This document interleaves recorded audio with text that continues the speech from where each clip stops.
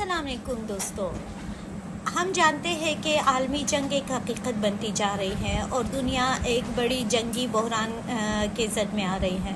मगर हम ये जानते हैं कि इस जंग के जो असरात है वो हमारे ख़ित्ते और हमारे मुल्क को भी बदकिस्मती से अपने लपेट में ले सकती हैं, क्योंकि दुनिया की बड़ी ताकतें नई सफ़बंदियाँ कर रही है और हमें नहीं मालूम कि मुस्तक़बिल करीब में हमारा मुल्क कहाँ होगा। मगर हम ये जानते हैं कि माज़ी गुज़श्ता में जब ग्लोबल वॉर और टेरर हुआ तो हमने जो ग्लोबल जंग थी, जो आलमी जंग थी, वो हम अपने घरों में ले आए और उसे मकामी जंग बना दिया। हम माज़ी से सबक सीख सकते हैं। हम जानते हैं कि गुज़श्ता जंगों में जिस तरह से हमारे मुल्क में फ़िरका वाराना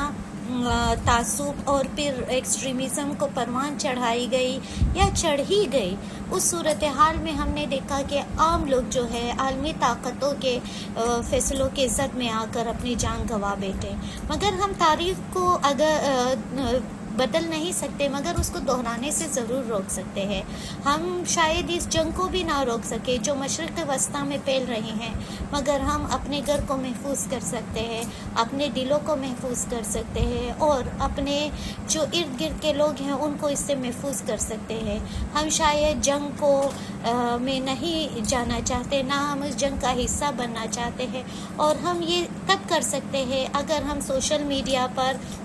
या अपने इर्द गिर्द के नरेटिव्स में कोई ऐसी बात ना करें जिससे हमारे दोस्त, अहबाब, हमारे हमसाए जिनके साथ हमारा खाना उठना बैठना है उनकी दिल आज़ारी हो। तासुब भरे नफ़रत अंगेज़ बड़ी बातें नहीं करें और कोशिश करें कि जो अमन आमा है, जो हमारी बका है, जिसमें हम अपने घर को महफूज करें, अपने दरवाज़ों को उस जंग को रोक नहीं सकते मगर आने भी नहीं दे सकते। शुक्रिया।